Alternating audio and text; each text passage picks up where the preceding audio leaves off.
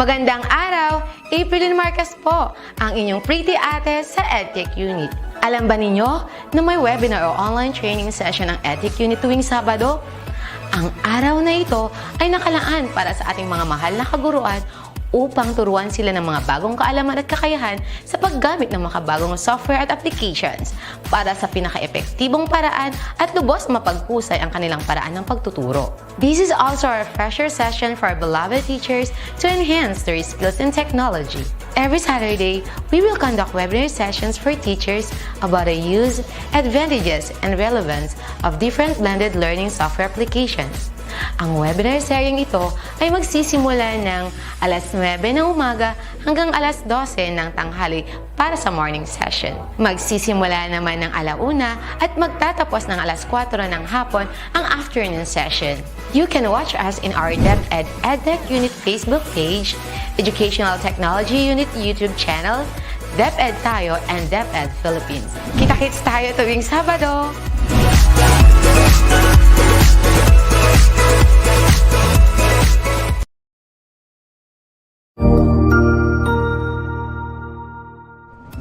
Magandang araw! Sir Wilbur po, at your service.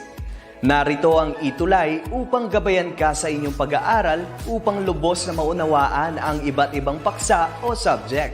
Ang ETUlay ay isang free online tutorial class na pinangungunahan ng DepEd Educational Technology Unit sa pamumuno ni Undersecretary Elaine Del P. Pascua. Ang programang ito ay hindi lamang para sa mga bata, kundi ito rin ay magsisilbing gabay sa mga magulang at mga guro kung paano nila ituturo o gagabayan sa bawat asignatura ang kanilang mga anak o mga estudyante. Sa kasalukuyan, ang self-learning module mula sa rehiyon ng Calabarzon at kilala sa tawag na pivot ang ginagamit sa ating ETUlay online class. Kaya ano pang hinihintay ninyo? Ihanda na ang inyong mga ballpen o lapis, papel o kwaderno at samahan kaming itulay ang pagkatuto para sa bawat batang Pilipino. Sama-sama tayong magtutulungan para malampasan ang mga hamon sa panahong ito. Halina't matuto kasama ang inyong online tutor sa oras na ito.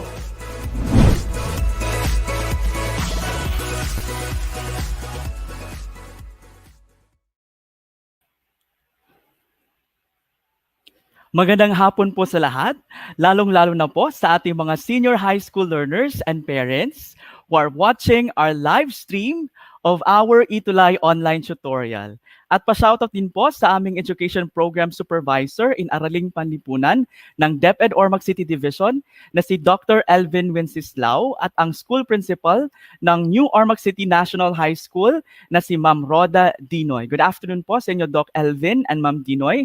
And also, I would like to greet din po ang lahat ng mga research teachers, na nanonood sa ating session ngayon. Live na live po tayo sa DepEd Edtech Unit FB page at DepEd YouTube channels. Alright?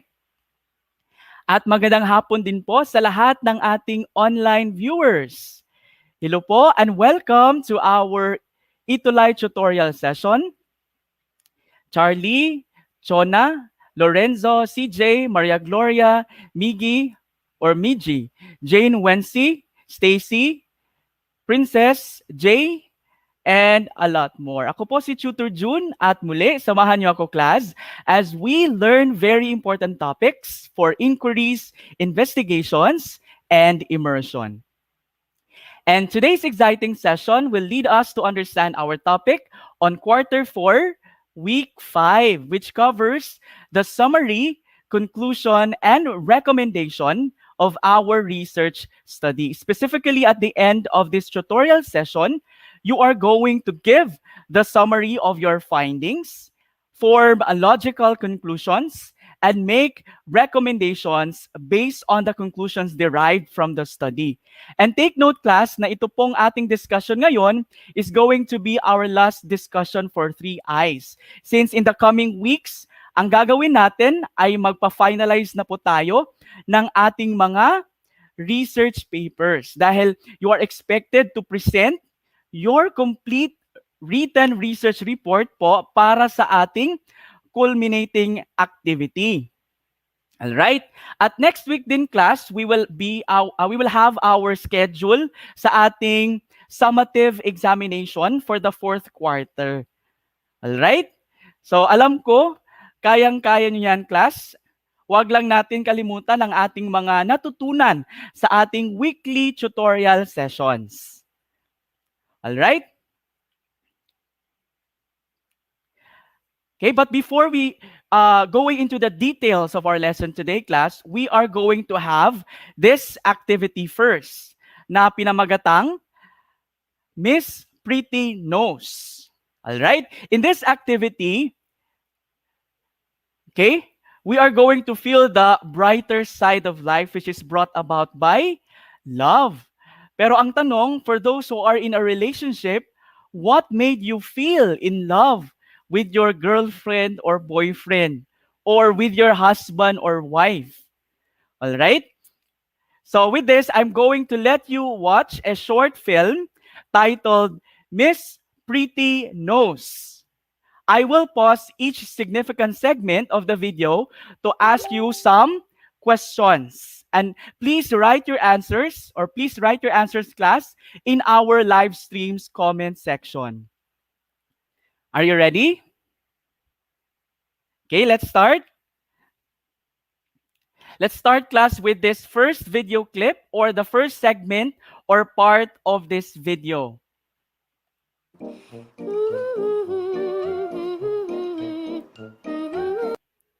Okay, now question, class. What do you think is the reason why is this lady or woman happy?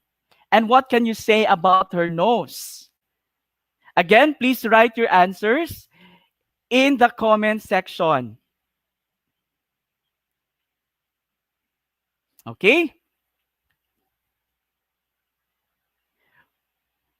Again, why do you think this woman or this lady is happy? Ano po bang okasyon? Okay? And what can you say about her nose, class?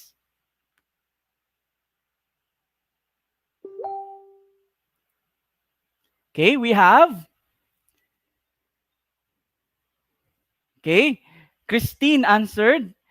The reason why she's happy is because it's Valentine's Day and she will have her first date with a man, with Steven. Oo. So parang napanood na ni Christine yung video na to.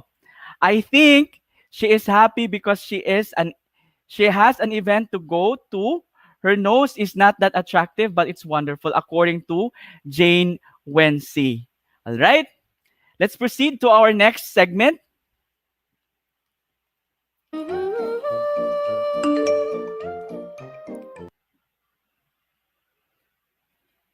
All right. So, what do you think upon receiving the text? What do you think will she do next? And if you are having if you will be having a date, what will be your preparations? Okay, let me check your answers. Happy because of a date. Okay. According to Francis. Okay.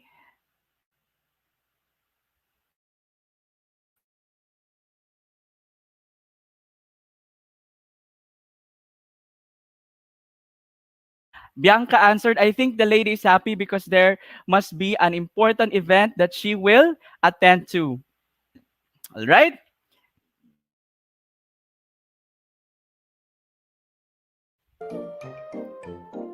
Okay, see you there.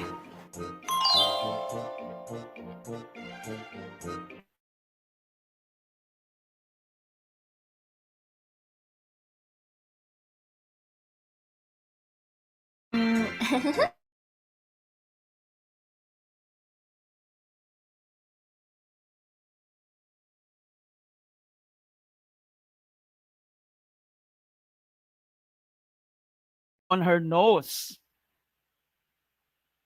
Okay? According to Lori, she will do some preparations with herself. Okay? If I'll be having my date, I will do some proper grooming and make myself more attractive.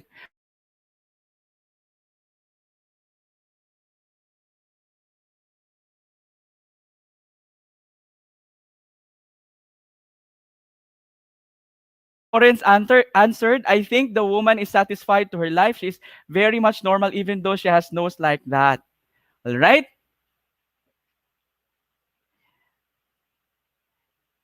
Maricel answered, she is going to put something in her nose para magandang tingnan pag nagkita sila ng kanyang kadate. Oo, parang tama ka dyan, Maricel. All right, let's proceed to our next part or portion of the video.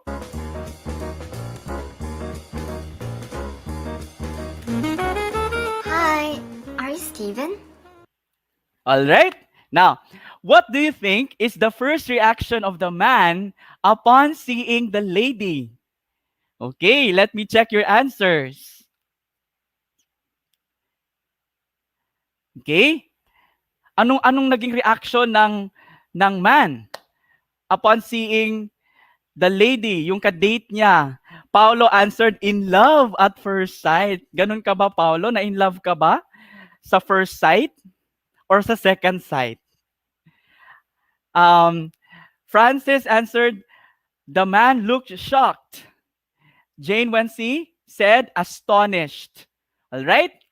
Now let us proceed to our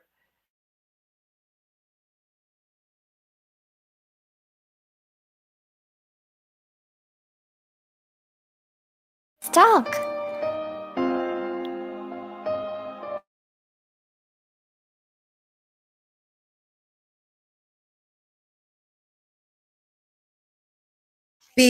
Linda, Hi. nice to meet you. Nice to meet you too. Please sit down. Thank you. You hungry? Sorry to keep you waiting.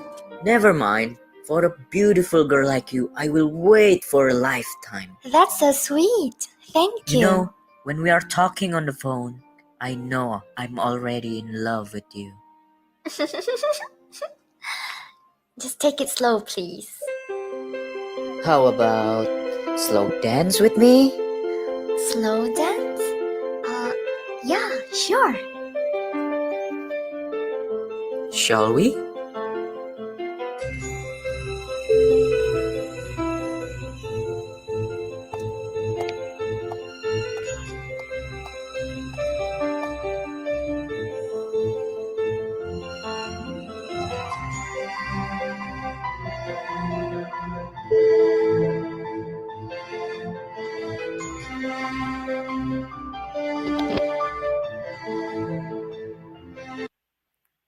Okay, now, what do you think will happen next class? Okay, let's proceed.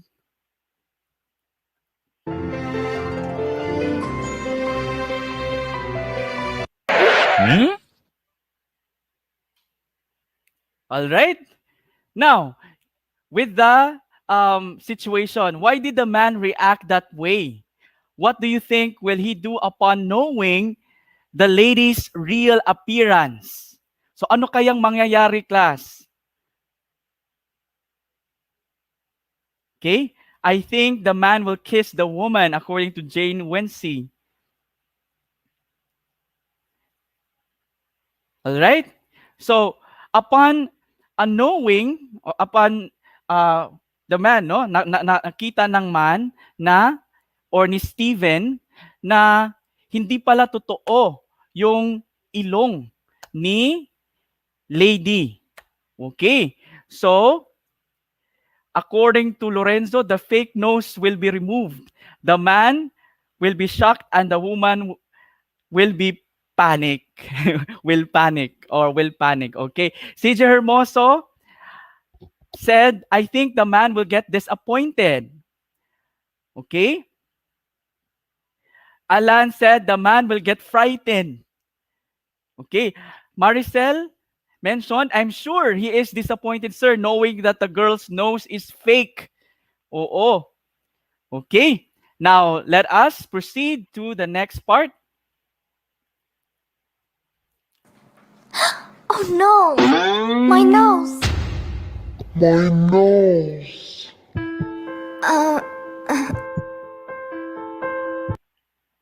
All right.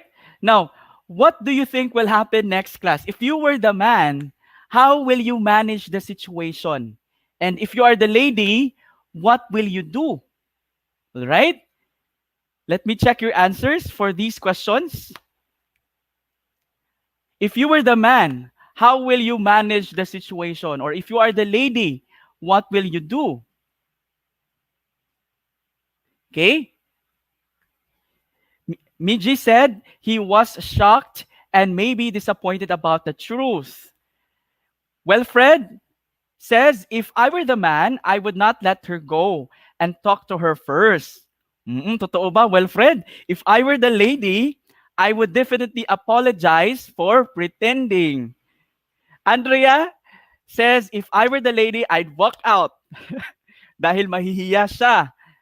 Okay?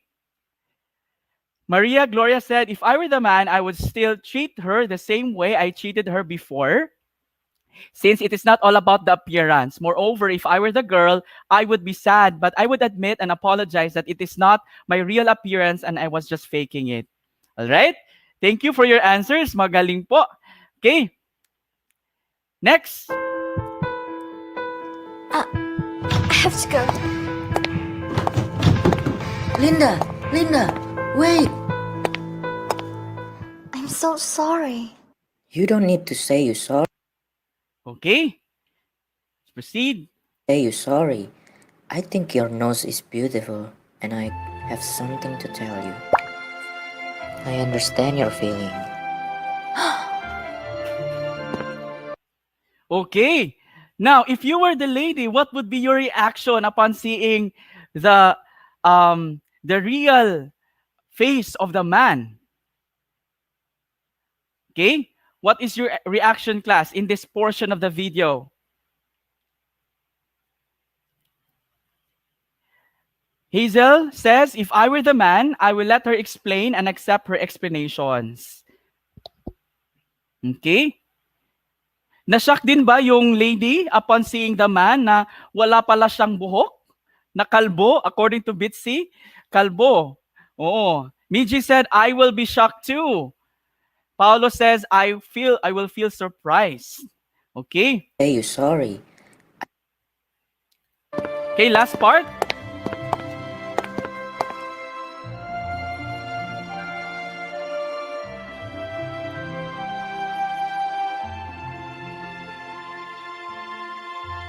All right. So what do you think will be the ending of the story? Okay. Now let us answer, right?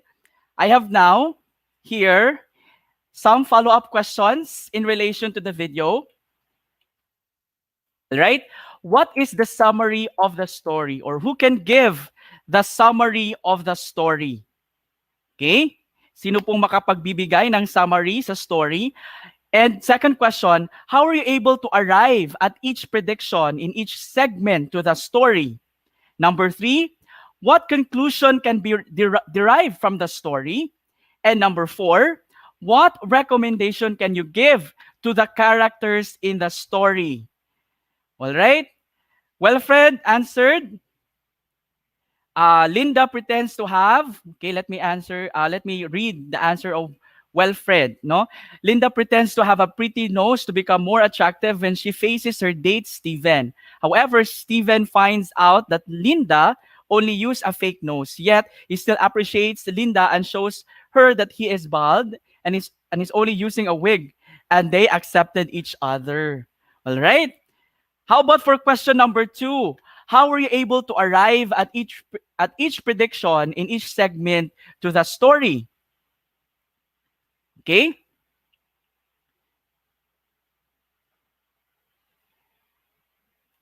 Okay, Jean Kenneth for question number 1 says they will choose to love and accept each other.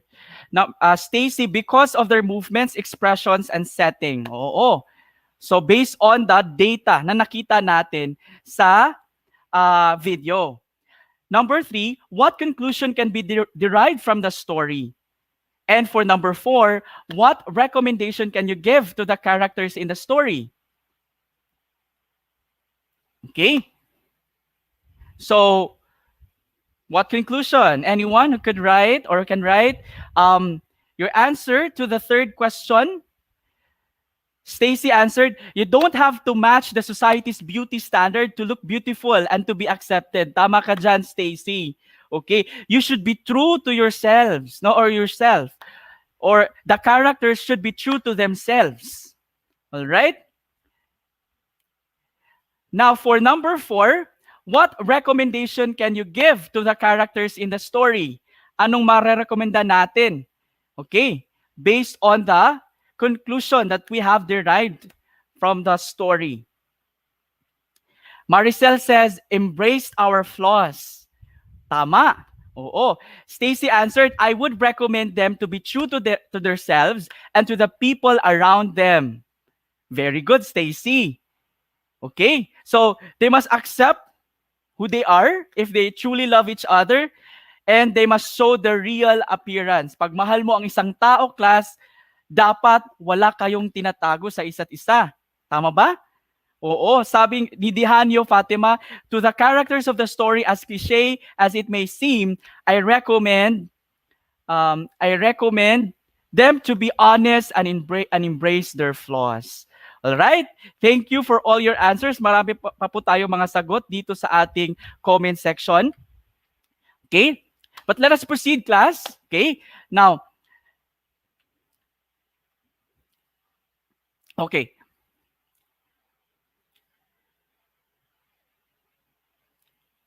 Wait. Okay? Now, your responses, no, sa questions natin ngayon are actually about summary, conclusion, and recommendation, which provide significant details about the video that you have watched. Likewise, in research class, these 3 parts play crucial roles in our research paper. Research suggests that a well-written summary, conclusion, and recommendation can give us a good or sound research output. And we will learn more about this in our tutorial session today. Right? Now, the summary class has 2 types. It can be the summary of the research or the summary of findings. What is the difference, class, between summary of research and summary of findings? Right? So we have here, okay, these are the components or the elements to be checked in order to assure the completeness of your research summary. So you can do your research summary by supplying the needed information. Okay, your summary of research includes the following: objectives of the study, and then the statement of the problem, meaning there should be a brief statement about the main purpose of the study. Then you need to include your respondents, the population or your respondents, sampling procedures or the sampling design. Then we have the method or methods of research employed. You can also include the research instruments used, and of course the statistical treatment or treatments applied, or the hypothesis tested if there is any. There should be no explanations made in this part. Okay. The summary of research, class, is different from your research abstract. Take note, which is also needed to be included and be placed after the title page. What is a research abstract? So kailangan natin makita yung difference nila. Okay, when you say research abstract, it is a concise summary of the research topic described as research in miniature. This should include methods and final results of the research paper. This is composed of 200 to 250 words, which runs for a maximum of 1 page single space.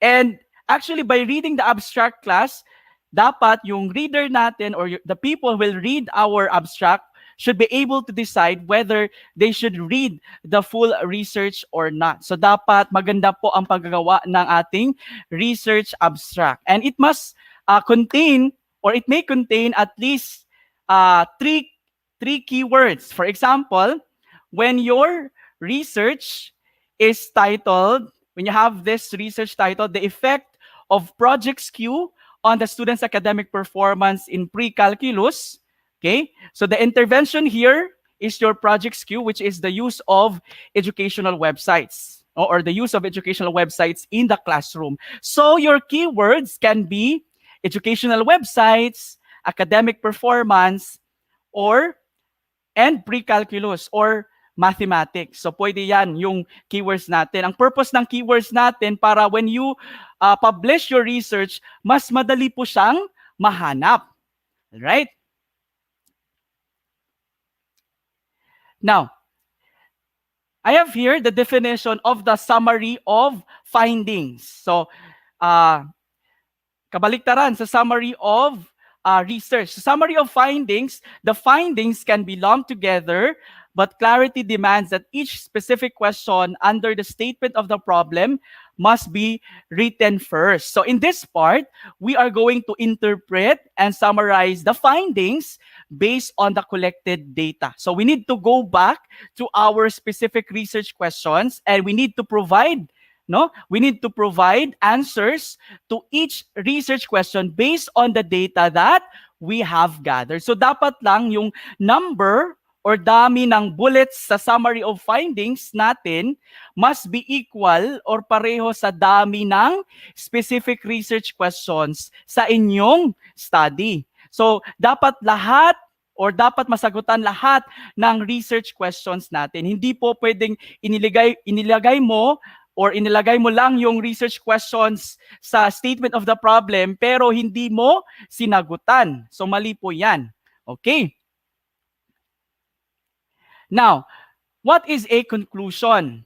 Okay, a conclusion are inferences, deductions, abstractions, implications, interpretations, general statements, and or generalization based upon the findings. So this is the part, or in this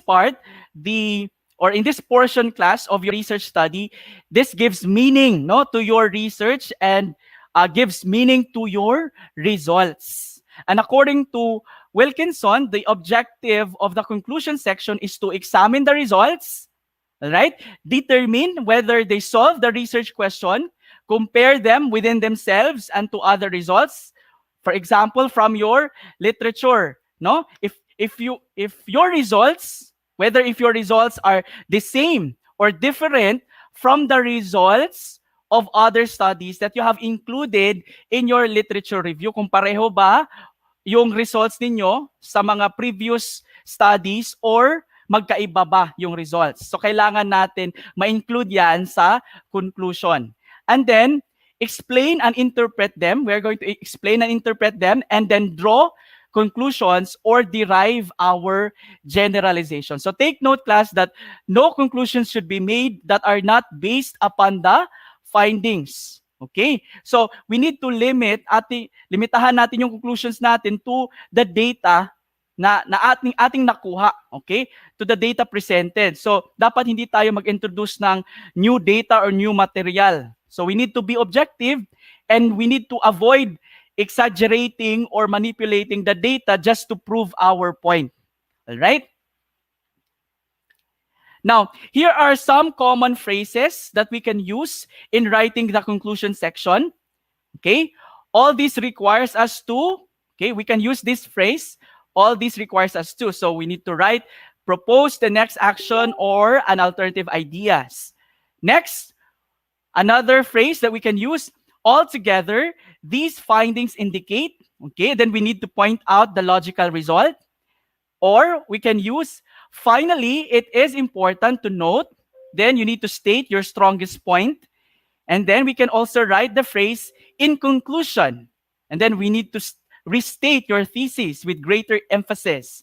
And then, next phrase that we can use, it is evident that, then you need to point out the logical result. Or you can use, in light of the evidence, or it should be evident that we need to. Right. Now, let me present to you a sample chapter 5, which contains the conclusion and recommendation of the study entitled Weekly Allowance of Students and Their Perception in Online Shopping. Okay, so we have here our chapter 5, conclusions and recommendations. So we can write this introductory statement. This chapter contains the conclusions drawn from the analysis and interpretation of the data discussed in the preceding chapter and the recommendations of the researchers based on the conclusions. So we have, Based on the findings of the study, the following conclusions were drawn. Majority of senior high school students of De La Salle Araneta University, for example, if the research local, no, or yung study ginawa po siya sa De La Salle, okay, De La Salle Araneta University Senior High School, for the second term of the academic year 2017 to 2018, are females with the science, technology, engineering, and mathematics track, accounting for the highest number of enrollees. On the average, senior high school students received 635 pesos allowance per week. All right? We can also have this conclusion. In light of the evidence, DLSAU senior high school students have a positive perception towards online shopping in terms of security and convenience, but do not perceive products sold online to be of good quality.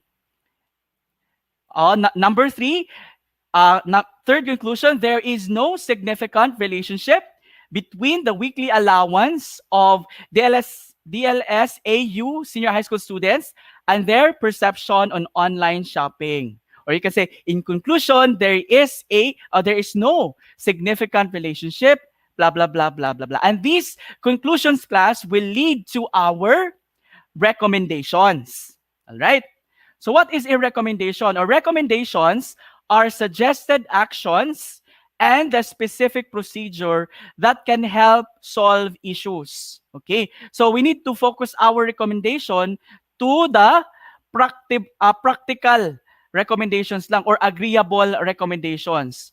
Or we need to suggest feasible actions acceptable to the audience. Okay? But take note, class, that we need to focus on the practical or agreeable solutions. Okay? So dapat practical, ha, hindi po yung hindi kayang gawin ng beneficiaries or ng researcher. All right? So here are some tips, no, in writing a recommendation. So this will answer the question, what are the significant indicators of a recommendation statement? So as what I have mentioned earlier, the recommendations must contain practical suggestions that will improve the situation or solve the problem investigated in the study. Second, it should be addressed to persons, organizations, or agencies directly concerned with the issues or to those who can immediately implement the recommended solution. So that is why in writing our recommendations, we need to consider also the beneficiaries, no, that we cite or cited na na-cite natin sa significance of the study. All right? So kung sino-sino yung mga beneficiaries mo sa significance of the study, dapat mailagay mo sila doon or dito sa recommendation section. Okay? Or anong magagawa ng inyong results, ng inyong findings sa kanila. Alright? Sa mga beneficiaries mo. Okay? Third, you need to present another topic which is very relevant to the present study that can be further investigated by future researchers. So you can also include areas for future research. You can give at least one example lang kahit hindi na marami. All right? And however, class, never recommend anything that is not part in your study or is not being mentioned in your findings. So you need to give suggestions, okay? Dapat based lang sa results, no? Or based lang sa findings sa study. Or you can actually include suggestions. Maybe you can include suggestions on how to improve the study based on the limitations. All right? Okay? Then lastly, we are going to write the recommendations using the imperative mood of the verb. So in your English class, what do you mean by imperative mood? Okay? When you say imperative mood, it is to express a request or a command. So for example, the recommendation which says implement, okay, it started with a verb. Implement an enrollment preservation system where students sign up for a specific enrollment time slot. So this is a good example of a recommendation because it is written using the imperative form of the verb. All right? Now, let us take a look at this example or sample recommendation section given the study, weekly allowance of students and their perception in online shopping. So we have, based on the conclusions, the following recommendations are proposed. Online retailers must improve the selection of the products they sell. They sell online by raising quality standards that are in line with the expectations of consumers, including senior high school students. So in here, meron po tayong mga notes na kailangan ma-improve sa recommendation section na ito. Okay? So we can actually, aside from stating that, we can actually add recommendation or recommendations to answer the question, what else can they do based on the conclusions drawn? Ano pang pwedeng kailangang gawin or magagawa ng retailers based sa findings sa study? All right? So, you can add more, okay? Add more, let's say, solutions, okay, based sa results sa study. We can actually add a recommendation to answer the question, who are the other beneficiaries of the research mentioned under the significance of the study? And what can you suggest to them based on your conclusion? So, kulang po. So, no? So, kailangan natin maisulat din yung ibang beneficiaries, no? Yung naisulat lang dito, yung isang beneficiary which is yung online retailer. So, aside from online retailers, kailangan ma-include din natin ang ibang beneficiaries. Okay? And what can you suggest to these beneficiaries based on your findings or based on your conclusions? Okay? Then, yung third recommendation niya, okay? Itong last na recommendation, pwede po to, no?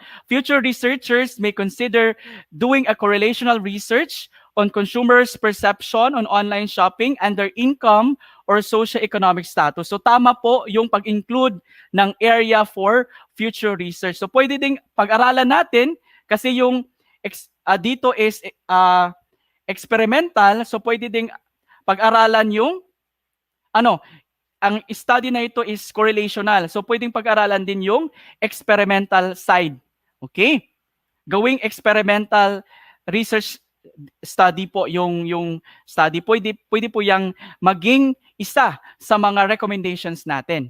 Alright?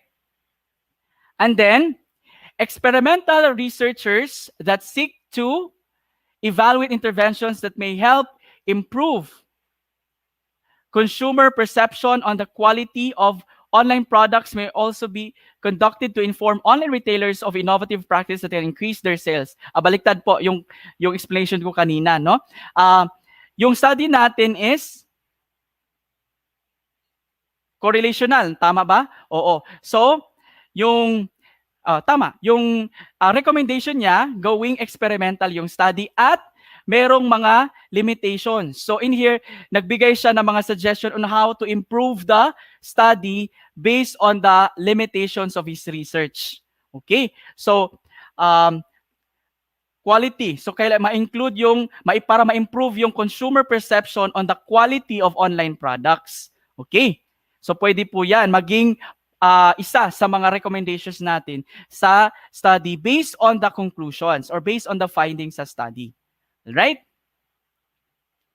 So, now that you have learned how to write the summary, conclusion, and the recommendation, you're able to reach the final step, no, of developing a research paper. The summary, conclusion, and recommendation by all means completes the whole research paper. However, you still have a great task ahead, class, which is to submit your final paper, okay, in the coming weeks. Depending on your school or your research teacher or your research advisor, meron pa pong iba na mga attachments na dapat nating i-attach or ma-include, no, sa manuscript natin.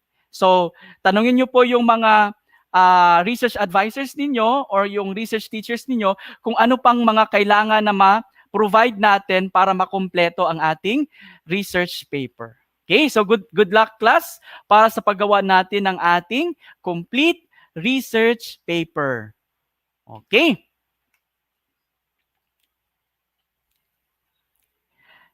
Now, okay, Let's apply. Now that you have gained a clear understanding on our topic today, let us apply what you have learned by answering the following activity. So in this part, you are going to identify the term asked in the following statement. Okay, and please write your answers in our live streams comment section. All right, are you ready? Let's have number 1. Okay, question number 1. It is a brief statement about the main purpose of the study, the population or respondents, the period of the study, method of research used, the research instrument, and the sampling design. All right?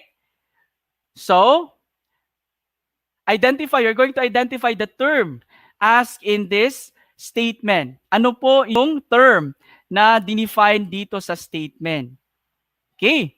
Again, it is a brief statement about the main purpose of the study, the population or respondents, the period of the study, method of research used, the research instrument, and the sampling design. Okay. Let me check your answers in our comment section. Julian answered abstract. Paolo also answered abstract. Mali po. Okay. Yung abstract natin, meron pong findings na dapat natin mailagay. Stacy answered summary of research. Correct. This is summary of research. Iba po yung research abstract. All right. Let's have our second question. Number 2. These are suggested actions and the specific procedure that can help solve issues. Again, number 2, these are suggested actions and the specific procedure that can help solve issues.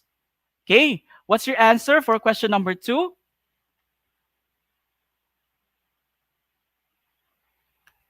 This is, okay, correct, recommendations. Stacy, Maria Gloria, Andrea, Jean, Kenneth, all answered recommendations. You are correct. Very good. Number 3. It is a type of summary wherein the findings may be lumped together, but clarity demands that each specific question under the statement of the problem must be written first. Okay? Ano po yung sagot natin for question number 3? All right? Okay, you are correct. The answer is summary of findings. Okay. Stacy answered summary of findings, correct? Okay. Let's proceed to our fourth question. Maria Gloria also answered summary of findings. Very good. Okay, fourth question. These are inferences, deductions, abstractions, implications, interpretations, general statements, and or generalization based upon the findings. Okay. Easy lang po itong question number 4.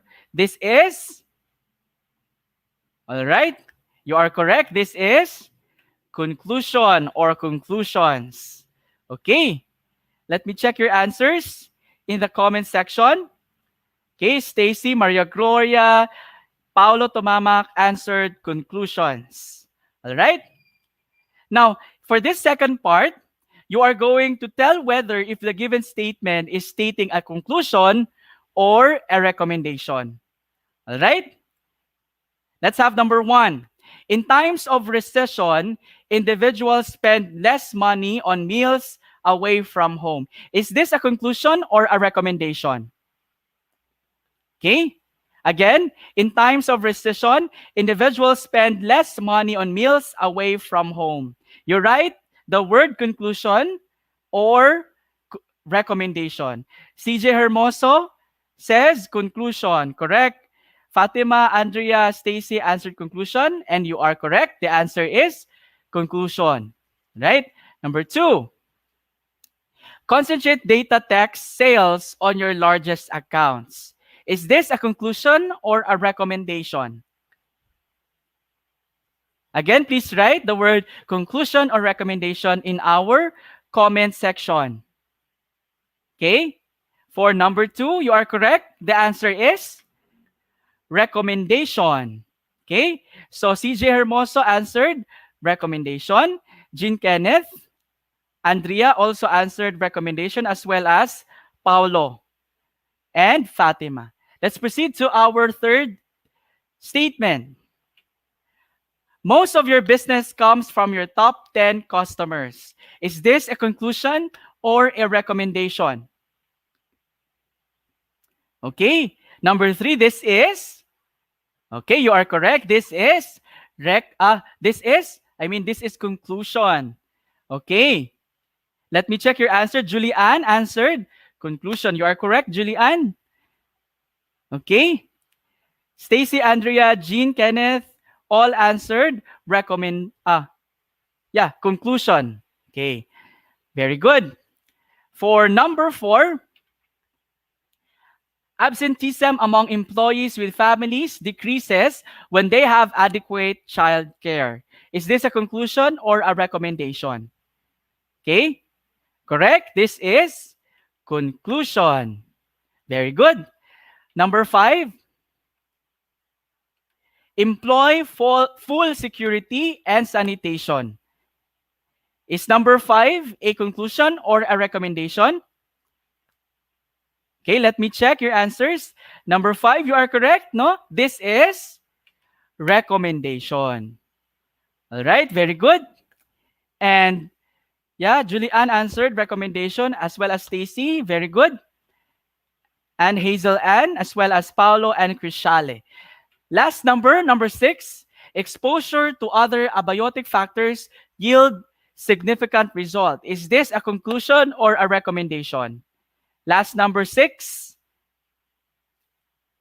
All right, you are correct. This is conclusion. Okay, tama po si Julianne, who answered conclusion. Very good.